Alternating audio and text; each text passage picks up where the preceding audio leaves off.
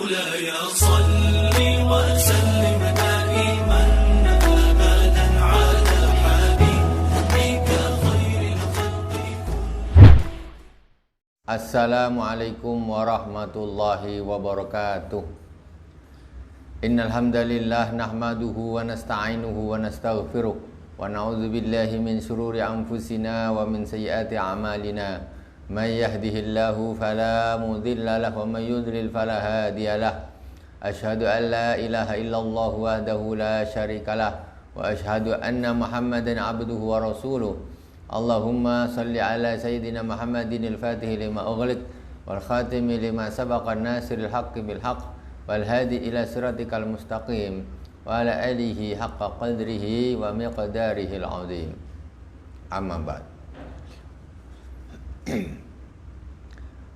Allahumma salli ala sayyidina Muhammadin tibbil qulubi wa dawaiha wa afiyatil abdani wa shifaiha wa nuril absari wa dhiyaiha wa ala alihi wa sahbihi wasallim. Kaum muslimin dan muslimat di mana saja berada yang dirahmati Allah Subhanahu wa taala. Semoga Allah selalu melimpahkan kesehatan zahir dan batin, selalu menetapkan iman dan Islam kita sampai akhir hayat kita diberi husnul khatimah. Malam ini kita masuk di Ramadan yang ke-14, malam Kamis 14 Ramadan. Pada malam hari ini kita akan melanjutkan kajian kita, yaitu tentang Asyratus Sa'ah, tanda-tanda kiamat. Dan pada malam hari ini adalah malam ke-14. Kita akan membahas tentang tanda-tanda kiamat yang ke-6, yaitu ad-dukhan atau asap.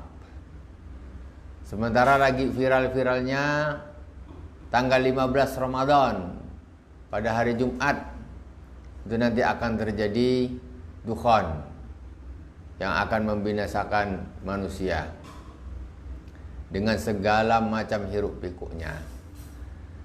Jadi sengaja kita pada Ramadan ini membahas tentang tanda-tanda kiamat untuk minimal menetralisir atau mengimbangi maklumat yang didapat dari viralnya ceramah-ceramah tentang dukhan di pertengahan bulan Ramadan tahun ini, ya tepatnya besok pada hari Jumat, malam Jumat, yang mana itu berdasarkan hadis yang disampaikan. Tetapi hadis itu kalau kita tinjau dari ilmu hadis, maka hadis itu adalah termasuk hadis yang dhaif. Sebetulnya ada beberapa hal yang nanti akan kita terangkan juga di sini. Pertama,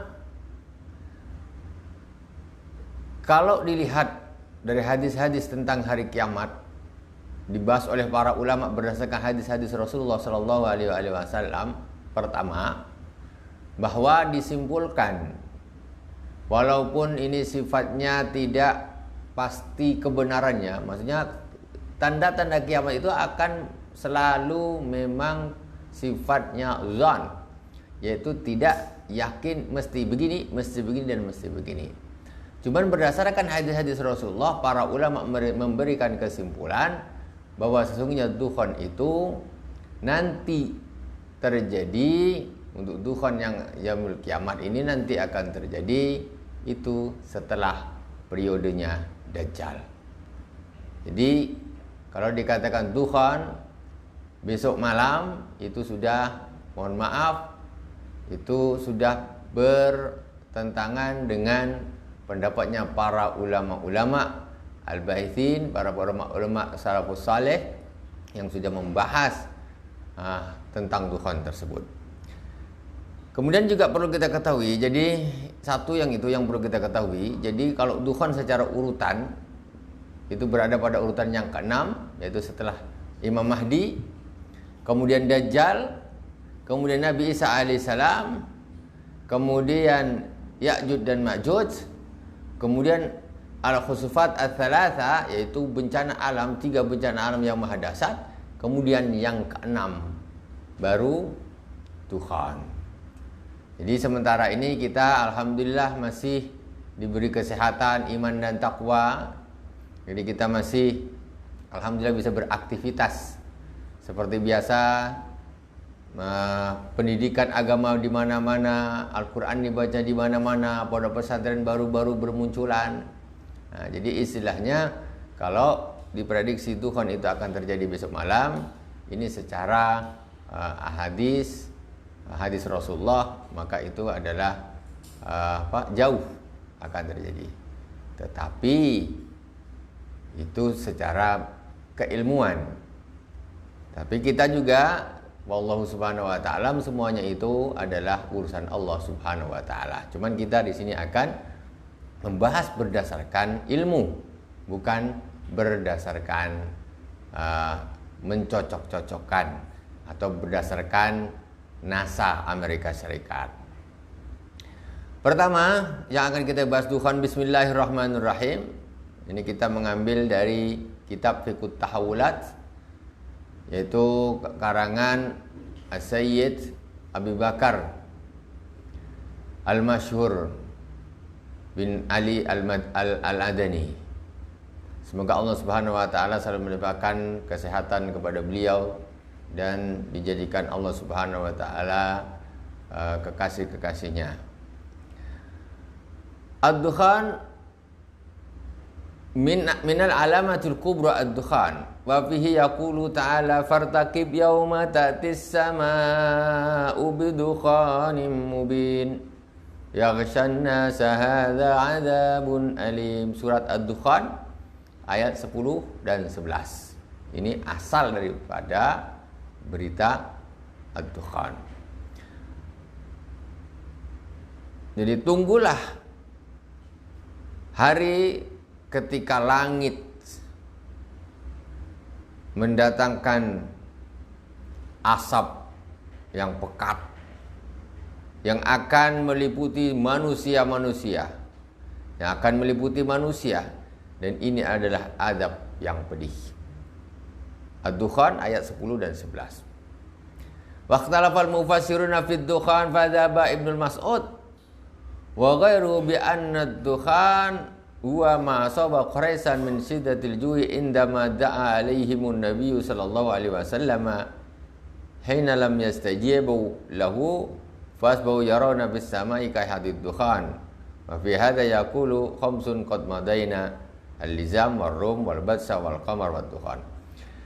Masalah dukhan ini sebetulnya para sahabat juga berbeda pendapat.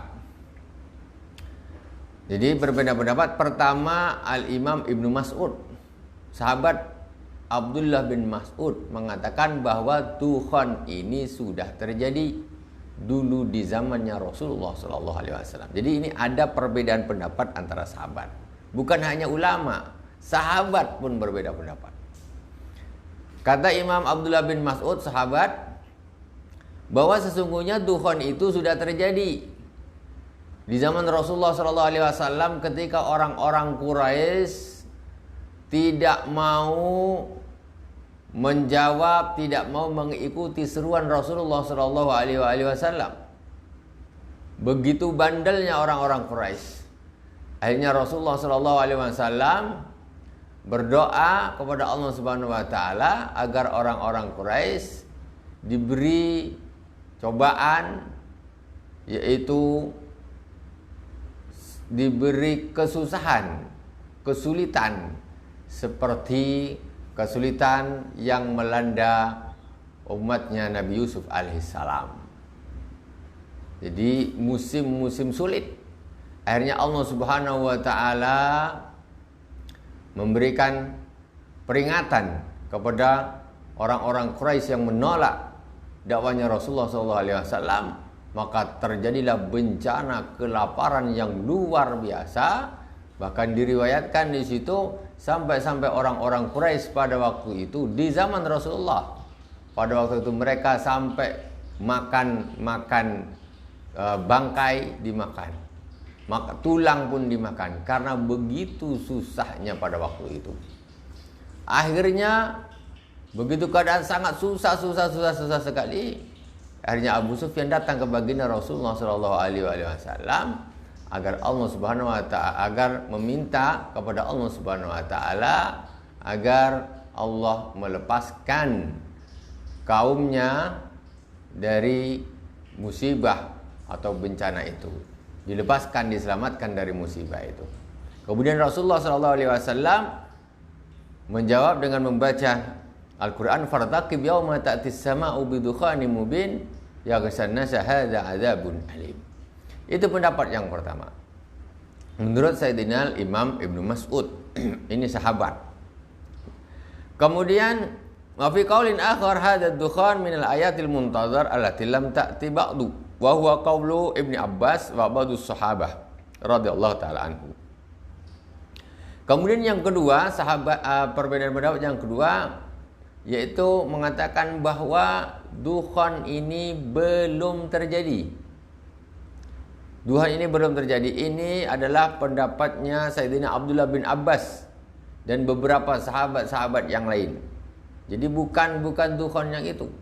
Jadi dukhan yang di zaman Rasulullah, orang-orang Quraisy itu ketika bencana kelaparan terjadi sangat luar biasa, orang-orang lihat ke langit, orang-orang Quraisy, maka dia melihat hanya asap dukhan yang gelap, tidak melihat apa-apa. Disitulah kata Imam Ibnu Mas'ud, yang dimaksud dukhan itu sudah terjadi. Tetapi kata Imam Sayyidina Imam Ibnu Abbas, sahabi juga Abdullah bin Abbas. Kalau tadi Abdullah bin Mas'ud, sekarang Abdullah bin Abbas. Dengan sahabat-sahabat yang lain mengatakan bahwa sesungguhnya dukhan itu belum terjadi dan termasuk tanda-tanda kiamat. Dan yang kita bahas sekarang yaitu mengikuti pendapatnya Sayyidina Al-Imam Abdullah bin Abbas. Tetapi ulama menyimpulkan dari perbedaan Sayyidina Abdullah bin Mas'ud dan Sayyidina Abdullah bin Abbas ini, mereka menyimpulkan bahwa sungguhnya dukhan itu ada dua. Terjadi di zaman Rasulullah SAW dan nanti juga akan terjadi sebagai tanda-tanda kiamat. Ini adalah penggabungan antara dua pendapat yang berbeda antara sahabat. Wa dzakara al-Qurtubi an Ibnu Mas'udin kana yaquluhuma dukhanani qad mada ahaduhuma. Ini ada jalan tengah kata Imam Al-Qurtubi yang punya tafsir Ahkamul Quran. Imam Al-Qurtubi mengatakan, diriwayatkan dari Imam Ibnu Mas'ud bahwa beliau mengatakan dukhan itu ada dua, maksudnya dua kali. Yang pertama sudah terjadi yaitu di zaman Rasulullah, dan yang kedua nanti ketika dekat-dekat hari kiamat. Walladzi baqiya ma bainas sama'i wal ardi wa la yajidul mu'minu minhu illa zakmah wa amal kafiru wa tusqabu masami'uhu. Jadi disebutkan kata Imam Ibnu Mas'ud, nanti untuk dukhan yang kedua itu, dukhan itu asap itu akan memenuhi langit dan bumi. Ini tentu berdasarkan hadis Rasulullah, nanti akan kita sebutkan hadisnya. Wala yajidul mu'minu illa zakmah wa amal kafir wa tusqabu masami'uhu. Jadi nanti dukhan itu dia akan menyebabkan, apabila terkena kepada orang-orang mukmin itu hanya mengakibatkan semacam flu saja, sakit flu saja. Enggak apa-apa. Kalau dukhan itu terjadi, orang yang mukmin yang beriman itu efeknya cuma kena flu saja. Tetapi dukhan itu apabila mengenai orang-orang kafir, dia akan membinasakan. Di dalam satu riwayat disebutkan orang-orang kafir tubuhnya akan membengkak, kemudian akan mengeluarkan darah dari mata, hidung, mulut, dan telinganya. Akan binasa dengan dukhan tersebut. Jadi selamat dan tidaknya orang itu dari azab Allah itu juga tergantung kepada amalnya. Bukan hanya tergantung kepada medis saja. Jadi buktinya dukhannya sama. Ketika orang itu beriman, beramal soleh, bagus imannya, dia selamat cuma macam orang kena flu. Tetapi ketika orang itu kafir, maka asap itu akan membinasakannya. Ini adalah semuanya adalah kekuasaan Allah Subhanahu wa taala. Jadi kita, apalagi di zaman corona ini sekarang ini, kita juga harus jangan hanya kita mengandalkan atau mengedepankan medis saja, tetapi kita juga harus percaya kepada kekuasaan Allah Subhanahu wa taala. Sudah terbukti ketika azab turun, azabnya sama, tetapi efeknya berbeda, imbas berbeda ketika orang itu beriman atau orang itu tidak beriman. Jadi kedekatan seseorang kepada Allah Subhanahu wa taala itu juga bisa menjadi obat bagi penyakit. Mudah-mudahan kita selalu istiqomah di jalan Allah Subhanahu wa taala, ya, selalu mendekatkan diri kepada Allah Subhanahu wa taala di bulan Ramadan ini, sehingga khususnya di tahun ini kita diberi kesehatan zahir dan batin, khususnya kita akan terlepas dari wabah corona ini, dan semoga cepatlah corona ini kembali ke tempat asalnya. Karena kita ingin sama-sama beribadah menghidupkan Ramadan ini agar kita lebih dekat lagi dengan Allah Subhanahu wa taala. Kita lanjutkan. Wakil khabaraini an Ibnu Mas'udin sahihan. Ruwiya an Rasulullah sallallahu alaihi wasallam. Jadi dua berita tersebut dari Sayyidina Imam Ibnu Mas'ud itu dua-duanya betul. Maksudnya apa? Jadi kata Imam Ibnu Mas'ud, yang mengatakan sudah terjadi betul, yang mengatakan nanti sebelum atau menjelang kiamat terjadi itu juga betul. Jadi dua-duanya disebutkan oleh Imam Ibnu Mas'ud. Jadi kesimpulannya akhirnya tidak ada perbedaan, karena semuanya bersepakat bahwa dukhon ini nanti akan menjadi tanda-tanda kiamat. Wa ala hadza ad-dukhanu al-musyaru ilaihi fil ahadits yadullu ala annahu sayati fi akhir zaman wal alaha qaribun min ad-dajjal ay fil marahil allati ba'dahu. Jadi kata ulama mengatakan, jadi berdasarkan hadis-hadis tentang dukhon ini tadi, beberapa hadis-hadis itu menunjukkan bahwa sesungguhnya nanti dukhon itu akan datang di akhir zaman. Dan dia dimungkinkan dekat dengan turunnya Dajjal. Dekat dengan turunnya Dajjal, ai fi marahil allati ba'dahu, yaitu waktu atau zaman setelah periode Dajjal. Jadi dukhon adalah periodenya setelah Dajjal, bukan sebelum Dajjal turun. Warwa Muslimun an Abi Hurairah radhiyallahu taala anhu anna Rasulullah sallallahu alaihi wasallam qala badiru bil amali sittan wad dajjal wad dukhan. Kata Rasulullah sallallahu alaihi wasallam, hadis sahih diriwayatkan oleh Imam Muslim.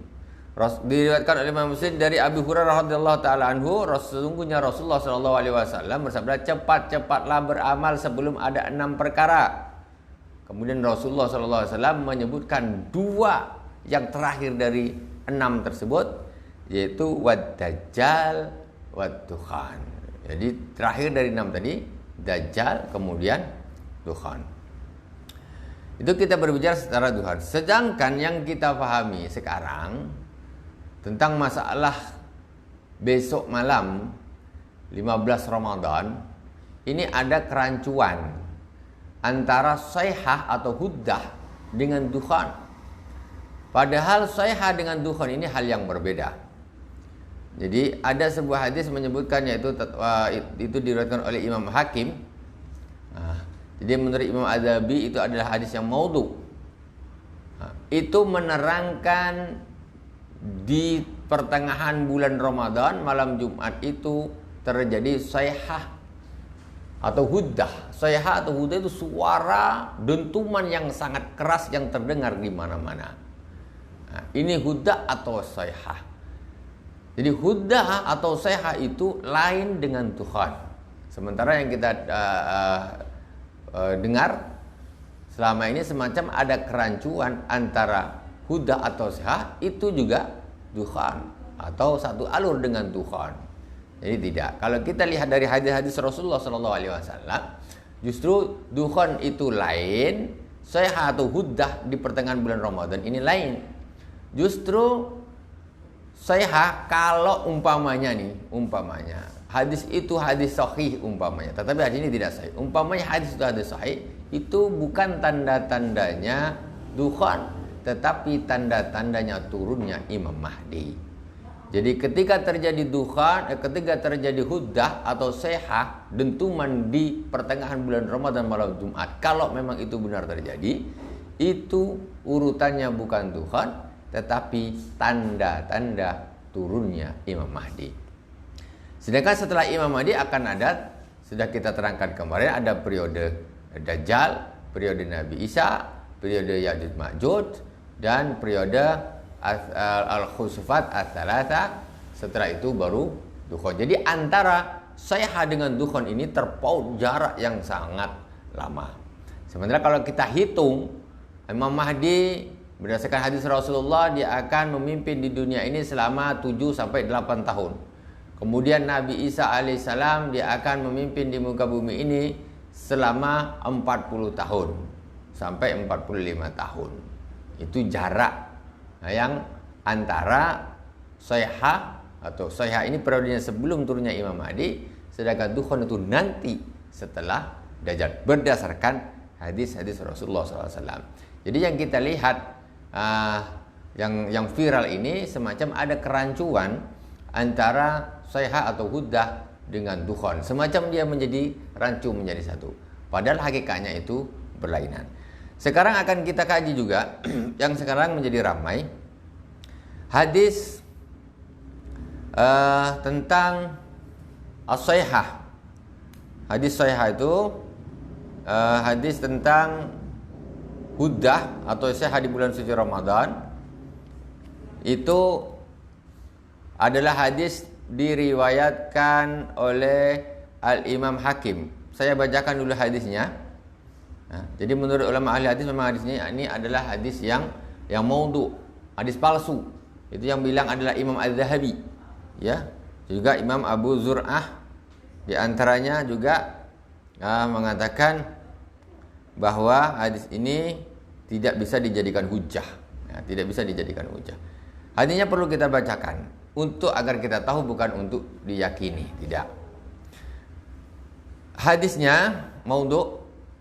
Qala Rasulullah sallallahu alaihi wasallam, "Idza kana sayhatun fi Ramadan fa innahu yakunu mu'ammamatun fi Syawal wa tamyizul qaba'il fi Dzulqa'dah wa tusfaqud dima' fi Dzulhijjah wal Muharram wa mal Muharram yaqulu thalatha marat hayhata hayhat yaqtulun nasu fihi harajan haraja qulna wa ma sayhatu ya Rasulullah qala huddatun fi nisfi min Ramadan lailatul Jum'ah fatakunu huddatun tuqidun na'ima wa tuqidal qa'ima wa tukhrijal awatiqa min khudurihinna fi lailatul Jum'ati fi sanatin katsirati zilzal wal barad. Panjang hadisnya. Rasulullah Shallallahu Alaihi Wasallam mengatakan, ketika ada dentuman di bulan Ramadan dan itu akan berterusan, akan menjadi sampai di bulan Syawal, ya, akan terjadi peperangan, kabilah-kabilah saling bermusuhan di bulan Dzulqa'dah, kemudian darah-darah akan mengalir di bulan Haji Dzulhijjah dan Muharram. Kemudian orang-orang akan terbunuh secara besar-besaran. Sahabat bertanya, apakah sayhah itu ya Rasulullah? Kata Rasulullah, sayhah adalah huddah atau dentuman suara yang sangat keras di pertengahan bulan Ramadan, di malam Jumat. Dan dentuman itu akan membangunkan orang yang tidur, mendudukkan orang yang berdiri, mengeluarkan wanita-wanita, perempuan-perempuan yang pingitan dari kamar-kamarnya di malam Jumat, di tahun yang banyak sekali zilzal, gempa bumi dan dingin. Fa idza wafaqa Ramadan fi tilka sanati lailatul Jum'ah fa idza salatumul fajra min yaumil jum'ati fi nisfi min Ramadan fadkhulu buyutakum. Apabila bulan Ramadan di tahun itu nanti persisnya pas malam Jumat, maka ketika kalian sudah sholat subuh di hari Jumat tersebut, di pertengahan Ramadan tersebut, maka masuklah ke rumah kalian. Wa aghliqu abwabakum wasuddu kawakum wa dzathiru anfusakum wasuddu adanakum fa idza ahsantum bisihati fakhurullaha sujada wa qulu subhanal quddus rabbanal quddus fa innahu man fa'ala dzalika naja wa man lam yaf'al halak. Akhrajahu Abu Nuaim bin Hammad bi Kitabil Fitan wa jazakumullahu khairan. Jadi ketika terjadi di malam Jumat itu, maka setelah kalian sholat subuh, katanya di dalam hadis, ini hadis maudhu ya, hadis maudhu atau hadis palsunya. Hadis maudhu atau tidak boleh dijadikan hujah, cuma hanya untuk kita supaya tahu, supaya kita dengar. Nah, bukan untuk diyakini. Supaya jangan semacam kita ini tak tahu, hanya menolak, tapi kita tahu apa yang kita tolak, apa yang kita tidak terima tadi. Ini adalah sudah dibahas oleh para ulama hadis. Ketika kalian sudah sholat subuh, maka masuklah ke rumah kalian, kuncilah pintu-pintu kalian dan jendela-jendela kalian, dan tutuplah telinga kalian, dan bersujudlah kepada Allah Subhanahu. Ketika tutuplah telinga-telinga kalian ketika kalian mendengar dentuman tersebut, dan bersujudlah kepada Allah Subhanahu wa taala, dan bacalah subhanal quddus rabbanal quddus fa innahu man fa'ala dzalika naja wa man lam yaf'al halak.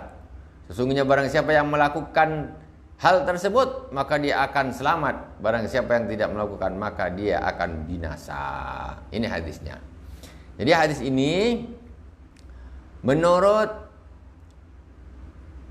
Al-Imam